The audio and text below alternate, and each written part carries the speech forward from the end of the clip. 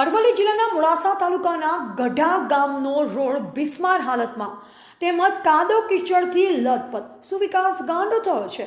અરવલ્લી જિલ્લાનો ગઢા ગામના રોડ આ ચોમાસાની ઋતુમાં કાદવ કીચડ તેમજ ખાડાઓથી ભરેલ છે। આજે જ્યારે એક તરફ ચાંદીપુરમ વાયરસ નામનો રોગ બાળકોને ભરખી રહ્યો છે, ત્યારે ચોમાસાની ઋતુમાં મલેરિયા જેવા રોગોની પણ માથું ઉંચકી રહ્યા છે।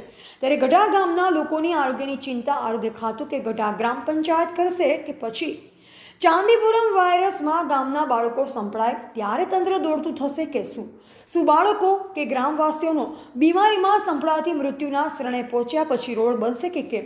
કાદવ કીચડ ઓછો કરવા માટે ગ્રામ પંચાયતે માટી જેની કાંકરિયા નાખી રોડ ઊંચો કરવો જોઈએ તેવું ગ્રામવાસીઓનું કહેવું છે। રજૂઆત કરવા છતાં પણ ગ્રામ પંચાયતમાં કોઈ સાંભળતું નથી તેવું લોકમુખે ચર્ચાઈ રહ્યું છે। તો શું ગામના સરપંચ કે તલાટી ગામમાં ક્યારે નજર મારે છે કે કેમ તેવો પ્રશ્ન સહજ આપણને થાય। ગામનો વિકાસ કોણ કરશે? ખરેખર વિકાસ ગાંડો થયો છે। Reporter Bhatia, DT news live 24 Modasa. નામ પટેલ નિખિલ, ગામ ગઢા। ઘણા સમયથી અનેક વાર રજૂઆત કરવા છતાં પણ આ પાણીનો નિકાલ નથી કર્યો। બીજી બાબતમાં એક વોટર વર્ક્સ છે ગામનો દૈનિક રોજગાર પાણી પીવા માટેનો, એનો પણ 3 વર્ષથી ઘણી વાર કહ્યું છે।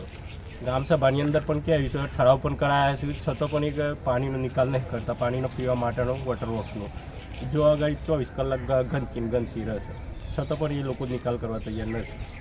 આ રસ્તો કેટલા સમયથી આવી હાલતમાં છે? હજુ 7 વર્ષથી આવી હાલત। તમે રજૂઆત કેટલી વખત કરી? રજૂઆત તો દરેક ગામસભામાં કરીએ છીએ।